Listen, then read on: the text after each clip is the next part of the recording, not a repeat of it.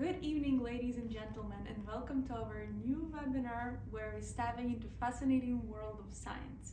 And today's a special event because we have our star guest, Hayden Mayeur, and he is a senior member of the Canadian National Long Track Speed Skating Team based right here in Calgary, Alberta. A two-time world champion medalist. His eyes are set on the qualifying for the Olympics 2026. Our hopes are with you, Hayden.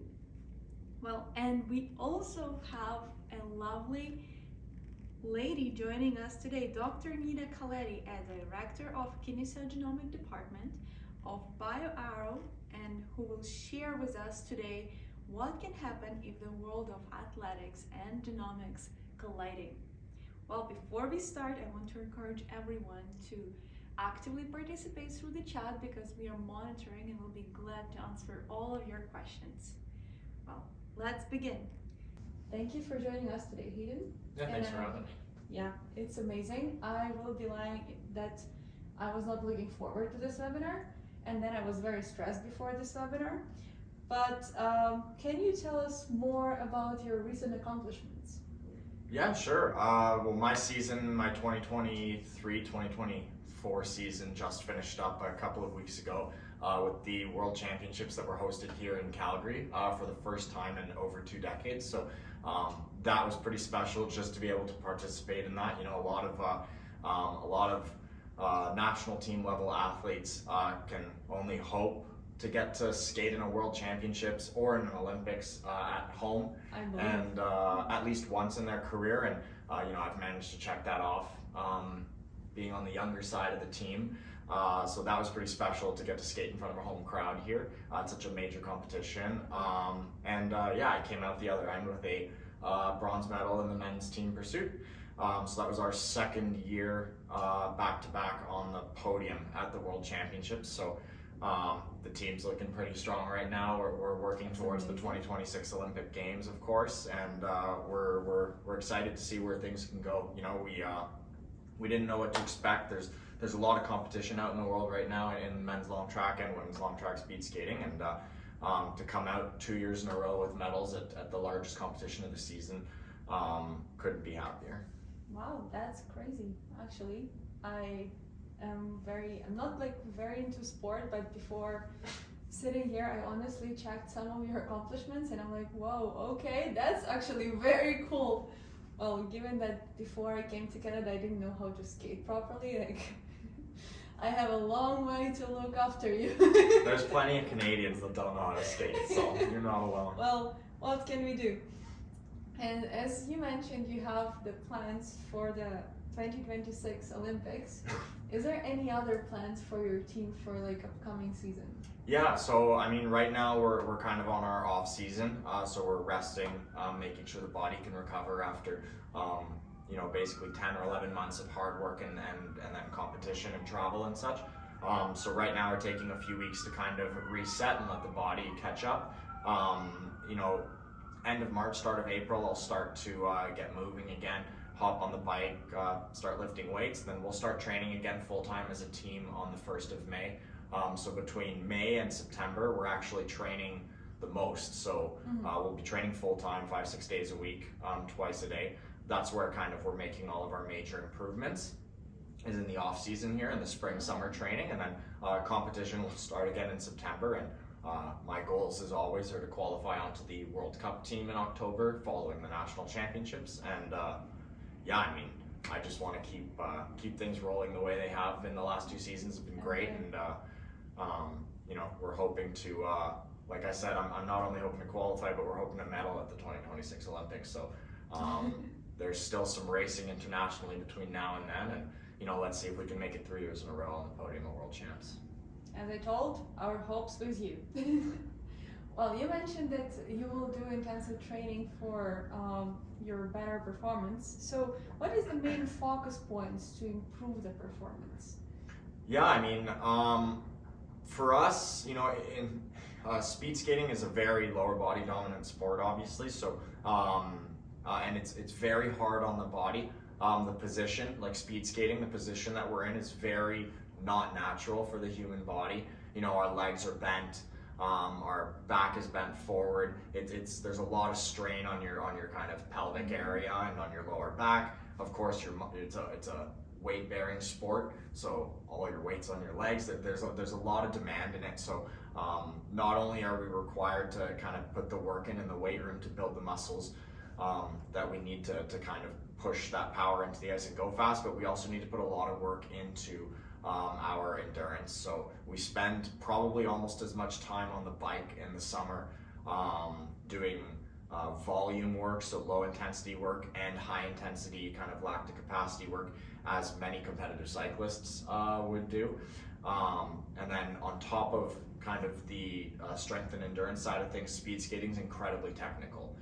So you could be the strongest person in the world, and there's plenty of athletes that are a lot stronger than me, but they won't beat me or come anywhere near me on the ice because of the work that we put in as speed skating athletes into technique. Technique is what makes you fast. So I see. Yeah, those are kind of the main focus points during the summers. It's very hard to balance on the skates, especially if you don't know the technique, right? It's very hard to just even don't even, I don't know, do the skating at the speed that you are doing it. Yeah, and I mean, it's like I'd seen it in one of the posts you guys made leading up to this. Why do some athletes look like they're just kind of gliding, and why do some look like they're working so hard? That comes down to technique, and it comes down to all the training that you put into it, right? Like to the public or to the untrained eye, we might not look like we're putting a lot of effort into what we're doing, but we're skating between 55 and 60 kilometers an hour, and that's a self-propelled sport, right? There's no bike, there's no nothing. Speed skating is the fastest self-propelled sport in the world, and it's because of the work that we put in that we don't look like we're working hard. But I promise you, I'm throwing up at the end of almost every race. Oh my goodness. Yeah, I believe. Is there actually my question would be from another perspective, because the training is like one component, but I believe like diet or some other, I don't know, meditation maybe, we never know, right? I've never entered the athletic world, but what would be like other than the training aspects that you would be incorporating into your... Yeah, I mean, recovery is just as important as training. I think that's the biggest thing that I'll hit on. I learned that lesson. All athletes learn that lesson at some point in their career. I used to think that every minute of every day had to be focused on performance. And I didn't really start accomplishing these goals. I didn't really start winning these medals I've been bringing home until I took a step back and realized that I needed to put more attention into my personal life. So whether that means spending time in the mountains with my partner on rest days, or with the dogs, or just chilling out on the couch and watching a movie, or whatever it may be, taking that time to let your body rest between training sessions and to let your mind rest as well is very, very important, because if you don't do that, you won't be ready for the next week of training, and then you won't be able to get 100% out of the work that you're putting in.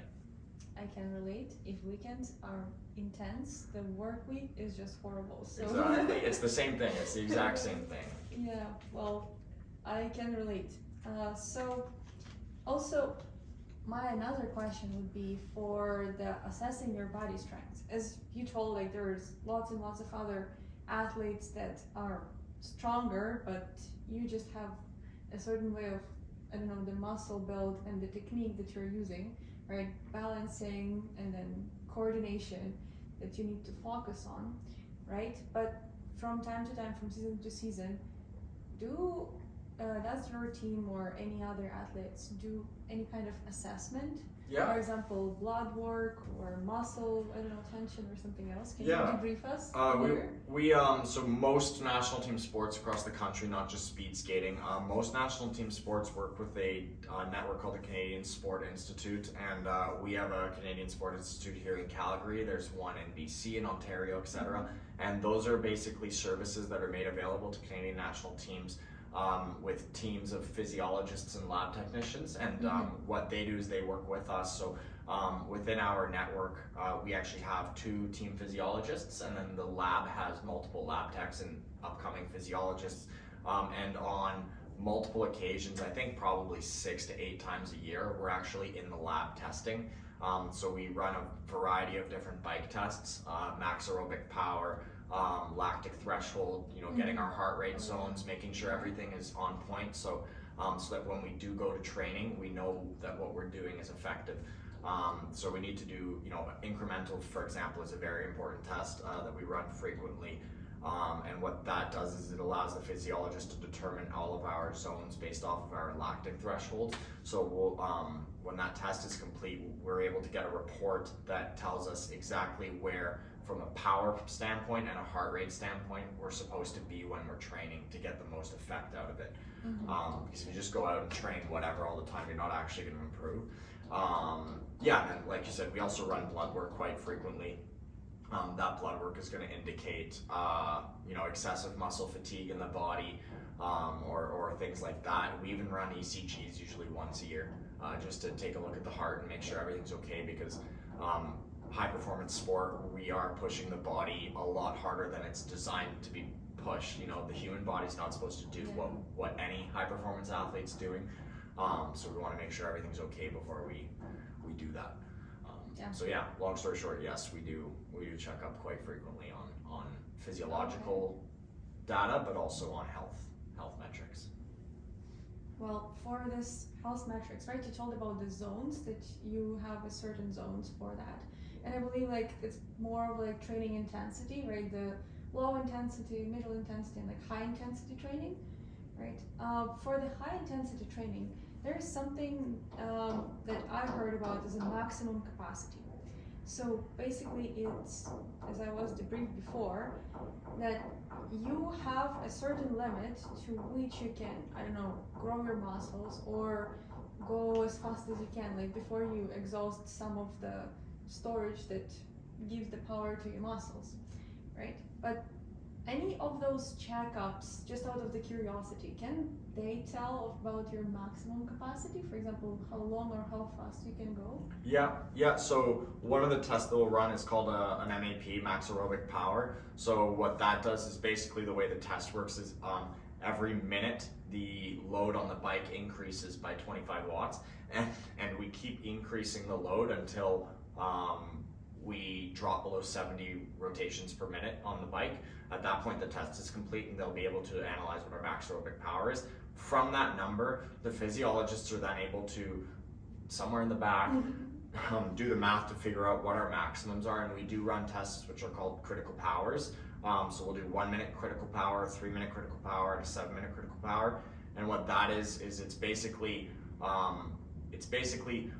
according to your map, what you are supposed to be able to sustain for that period of time. And then we do the test just to double check that that's correct, because sometimes you might go a little bit over and then they'll increase that max number. They'll do the math to increase it. So let's say that they guess that my critical power for 1 minute is 850 watts. I will then do that test.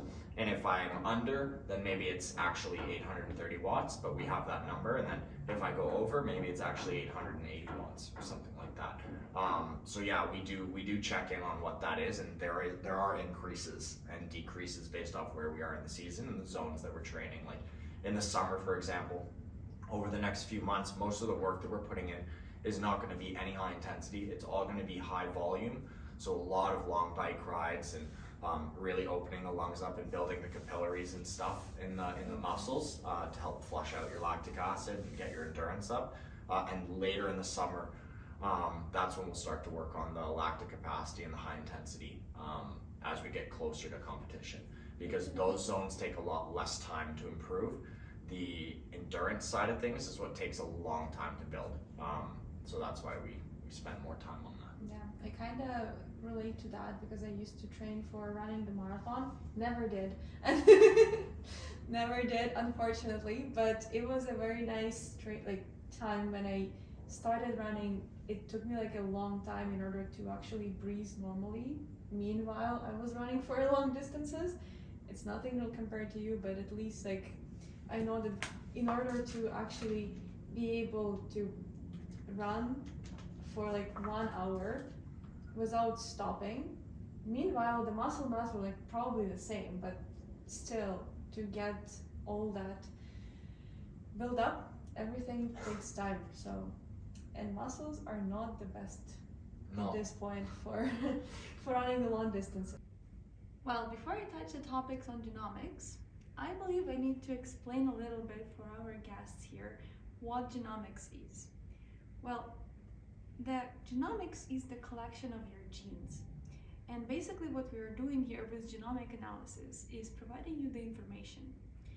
Genes is the pool of the information. It's basically your Wikipedia, where you can know whether you have certain tolerances, know your capacities, know intolerances, predispositions, and many, many different things, right? And when you know what those genes are, this is when you can search for certain information, just like you do with Wikipedia. You just typing a term and it pops up if it's there. If it's not, you won't be able to find it.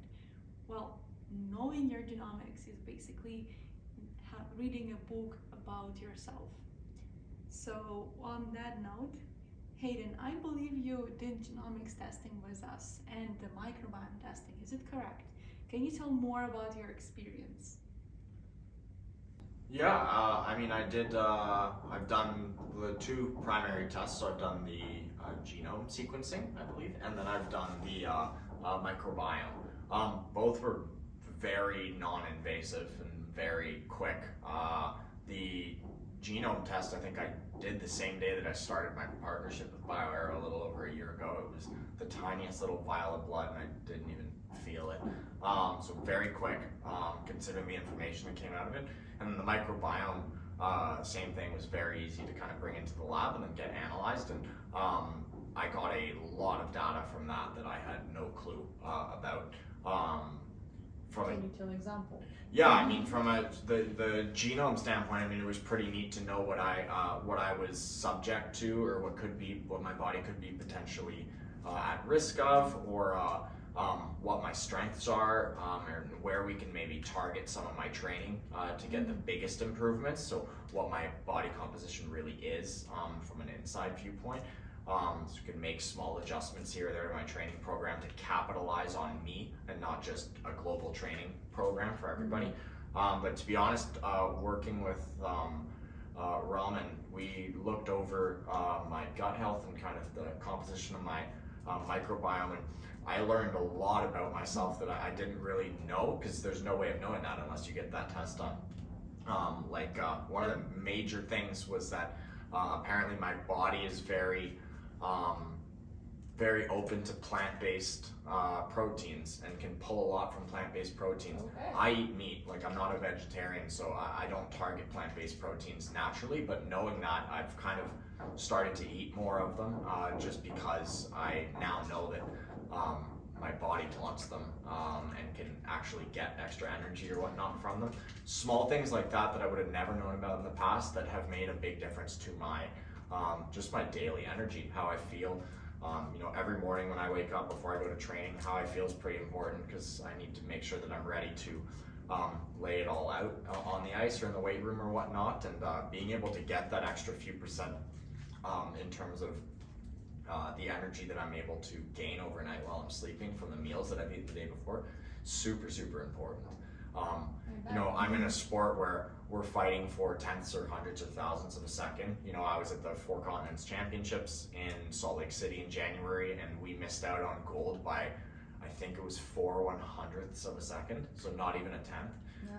So it just shows you the margins that we're playing with, and we, at this level, we're trying to gain those single percentiles, and things like that are kind of what are going to make the difference. The perks of precision health. Exactly, yeah. What can I say? Because sometimes when you are reaching, I believe you're doing all the best to reach the maximum, capacity of every part of your body, right? And then there is a certain limit, but when you know what exactly you are predisposed for, what you can do, you cannot do, what inside of you can do and cannot do, right? This is when you can compensate some of the, limits with the knowledge and grow more. So. And it saves time, right? It saves time. Like, I sat down with Raman for like an hour, and we had all this data to go over, and she basically put together some guidelines on how to move forward, and that was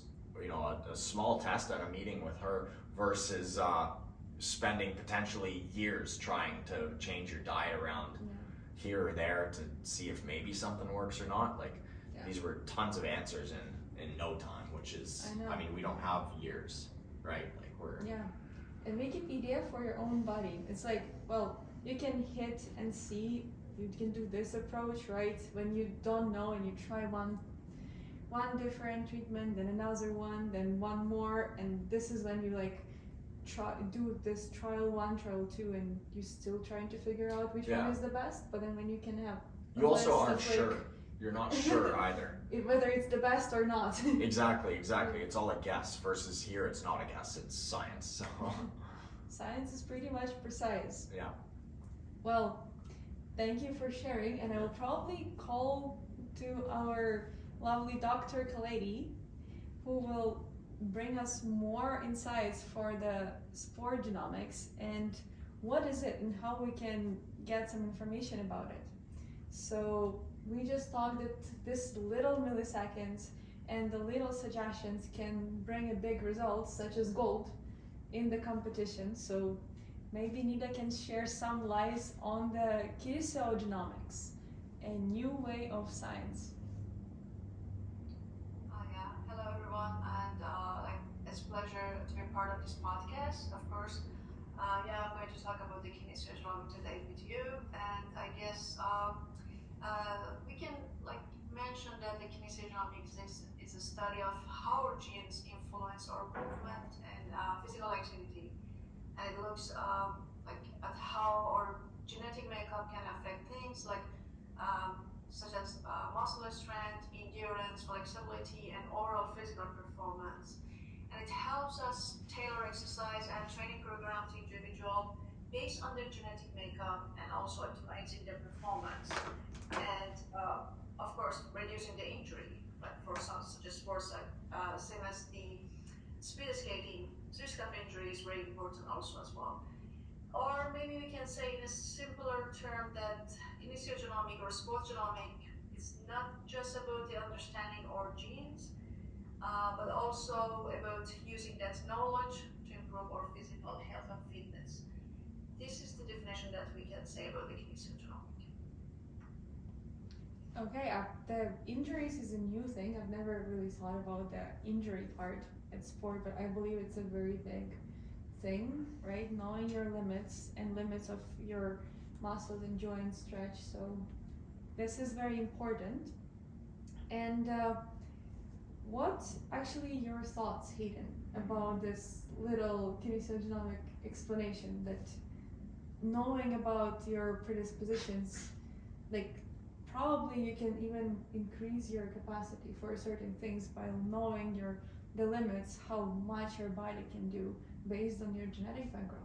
No, I mean it's incredibly important information. Injuries are a big deal in high performance sport, right? Because when you get injured, if you do get injured, you can be out for half a season. Like we're paid to compete, we're paid to train, and on top of that, we are trying to accomplish our goals as we represent this country. So getting injured is not fun. And an injury means a lot of things. It can mean a torn tendon, ligament, an injured muscle. It can also mean something like overtraining, for example. I've been through overtraining before, and it took me almost 2 full years to fully get my body back to 100%. Overtraining is basically reaching a point where you have exceeded the capacity of what your body's able to. So you basically strained all the systems in your body to the point where they can no longer recover effectively. I was at a point where my resting heart rate in the morning was like 70 beats per minute, which is in a normal range for an adult, but for a high performance athlete, that's horrible. I'm usually in the 40s or so. So that was an indicator that my body was overstressed. And this season I actually kind of just touched that a little bit at the beginning of the season in September with some new training we were testing out, and because I had a little bit more data on myself and I had some past experiences, we were able to shut it down early enough that I was able to bounce back and recover within the same season to then medal at the World Championships, which was not the case 3 years ago, right? I did go into 4 years ago. I did end up going into a slump. So that kind of stuff, kind of knowing where your body's limits actually are, helps a lot. I mean, there are athletes who can train more to get better, and there are athletes that actually just need to rest more to get better. And that's completely individual. That just depends on the athlete. Okay, which is why the sport genomics is so important, I believe. Well, Neda, there are some factors besides like our endurance and strengths. What can actually impact our kinesiogenomics in the simple words, right? So when we enter, let's say, kinesiogenomic assessment, what can we get from it as the person, as an athlete? Yeah, absolutely. Like beside any like other factors, beside endurance, strength, and so many factors that can affect and influence athletic performance. Such as recovery, as Hayden mentioned, which is very important for many sports, or coordination, injury risk, and also mental factors are very important. For example, such things like motivation and focus are the factors that we can figure out, we can understand from the kinesiogenomic, from the genetic makeup of the athletes. And what they can get from the kinesiogenomic is, first of all, we are going to show them that how are their predispositions in these factors. Like these factors are the main factors in sports performance, athletic performance. And for such things such as, for example, for the risk injury of like the injury risk, if they understand that they have predisposition for injuries in tendon, in ligaments, for example, we can help them to tailor their exercise, tailor their recovery training, tailor the recovery plan to reduce the risk of injury. And also, because those injuries are very important, can impact athletic performance and also athletes' career longevity. As Hayden mentioned, like maybe one athlete should like stop training, stop exercising for 2 years because of that injury. And from that perspective, actually, the kinesiogenomic could be helpful not only for designing exercise training program to get the maximal capacity of the factors of the performance, but also to reduce the risk of injury. And yeah, this is pretty much of the kinesiogenomic aspect. Well, I did know like from some of like, general knowledge that the risk of injury is very important, and avoiding those risks is probably vital in life. And knowing your limits can significantly change the way you're gonna train in the future, right? And maybe if you can avoid this overtraining, as you mentioned, this is when you can qualify for more competitions and bring Canada more medals. Yeah, exactly. Well, as a part of the kinesiogenomics, we've been talking more about the strengths and exercise and injuries and many other physical aspects. Neda, is there any other aspects that can affect the performance, maybe related to nutrition or anything else? Can you share some insights? Yes, sure. So we all know that there's a good link between nutrigenomic and kinesiogenomic, because the nutrigenomic, which is like personalized nutrition in elite athletes based on the profile, the genetic profile, which aims to optimize health and body composition or sports performance. Nutrigenomics is very important also, same as the kinesiogenomics. And if we recommend something to the athletes or to the general population, we need to consider also the nutrition perspective. And also it's very important because genetic differences are very known to impact, for example, absorption, for example, the metabolism, and also uptake, and everything which is related to nutrition. And also this part can affect the several metabolic pathways in athletes and also in general population. And these are very, very important because they're working together and working together like as a nutritional perspective and also kinesiogenomic. they're all working together to improve their athletic performance. And we shouldn't actually forget that part. That's an important part that comes with the kinesiology. Okay, I think it's very important from the perspective, as you didn't know that you can digest very lowly the protein-based food, the plant-based food, right? Plant-based proteins, because humans actually they are struggling, which is why sometimes for the vegetarian diet we need to get more of beans and more of the protein base, simply because we cannot digest the proteins at the same level.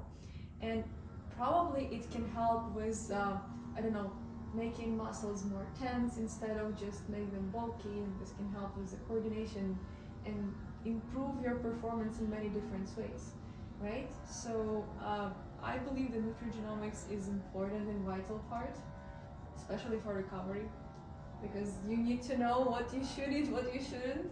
Because for me right now, it's struggling for the summer season, right? Everyone wants to wear shorts and nice skirts and whatever, and this is when you need to get to the training, and it's very hard to hit the gym at this point. Yeah, no, absolutely. I agree. Yeah, so, well, as we heard a little bit more about the Kinesiogenomic, right? I'm curious of like how the program would look like in the first place. Let's say if I decide to be an athlete, it's already closed door, but in case. And I would know more about, like, I would like to know more of what my genes hold for me, like which sport should I do. So maybe Kinesiogenomic can tell the difference between the regular person, such as me, and the high performance athlete, my dreams. Well, Neda, can you debrief us on that? Yeah, that's true actually. Like some specific genes differences or variants are more common in athletes, and when like compared to the people who are not athletes, these genetic differences can affect things like such as muscle strength or maybe endurance or power or like other factors that we explained today, and they all contribute to the athletic performance. But we can see those differences, like we can see those variants more, like in athletes, and it's distinguishable to understand like these whole genome sequencing is related to the athletic or non-athletic person. Okay, for example, Neda, if we can give like couple examples. If I want to be a runner, what parts of my body need to have a stronger effect, like for the long-term running? Mhm. So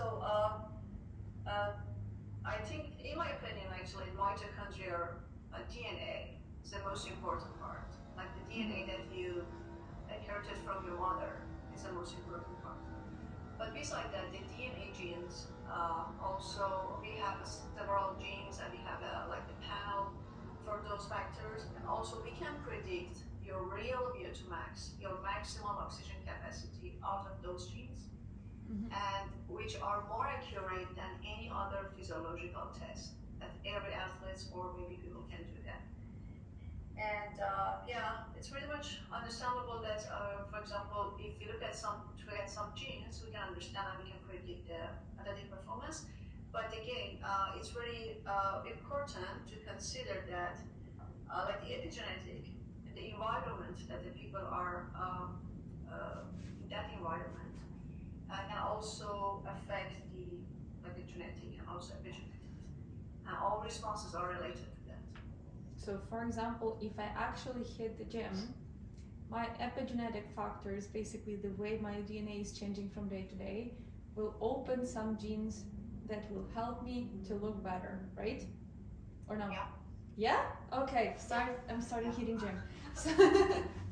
So, for example, like elite athletes such as Hayden should have at least 10,000 hours exercise and 10,000 hour training to get the benefits of like any predisposition of his genetic. Okay. If he's supposed to be a good speed skater and he doesn't have at least 10,000 hours like exercise training, professional exercise training, you wouldn't see any results from that. Okay. And is it related, like, how exactly it's happening? So, like, we will understand the background of what is going on. For this 10,000 hours, right? It's a long time to go, right? What is happening with our genes so then we can get the most useful part of them? So I wouldn't say that what's happened to genes and what's happened to the body, because it's a whole system. It's happened to the whole system. But yeah, you can turn on those genes, actually which is related to the higher level of the performance, and you can gain more benefits from those maximum capacity. When you go to be as an elite athlete, to be as a professional athlete, you need that time of the training. It's like for some athletes it will take two years or 10,000. Maybe for some athletes take more than 2 years or 5 years, but they can achieve that point. They can reach that point. Mm-hmm.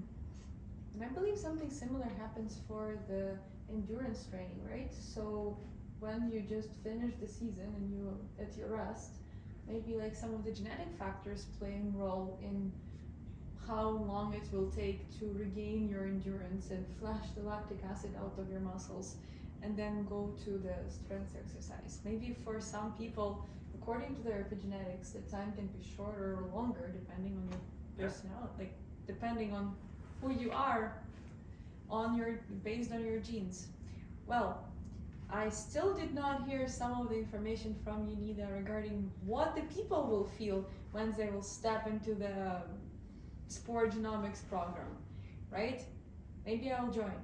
You'll never know. Yeah, actually, BioAro, the journey will start with the whole genome sequencing and gathering information from clients. After investigating deeply into their genetic files, we will evaluate the different traits related to performance and health of the plane, and we will inform them how they can benefit more from exercise to improve their athletic performance, or if they have the other overall health goals. For example, they want to reduce their weight or they have the obesity problem. Also, we offer them personalized exercise programs based on their goals. And this is pretty much that we are going to do, like we are doing in BioAro. Okay, so it's basically your genetics and how you're using it. Well, this is definitely insightful, and now I have lots of things to think about, and probably you too, given that we have a lot of knowledge about the epigenetics now, of how our genes are turning on and off. Well, this is definitely a novelty and something to look up. However, as for our current webinar, we are reaching towards its end. But we promise to bring you more interesting and fascinating information in our new rendezvous. Well, thank you everyone for watching us today, and thank you Hayden for joining us and sharing a lot about your current accomplishments and what is the challenges for being an athlete. Well, and also I want to share the thanks for Dr. Neda Khaledi for sharing us lots of wonderful information about the Kinesiogenomics and how our genes can predict what we can do and cannot do. Knowing your limits is important. Well, Hayden, we wish you luck and a lot of dedication for becoming a member of Olympics team for 2026. And on that note, let's continue exploring our new possibilities that arise when we combine athletic and genetics.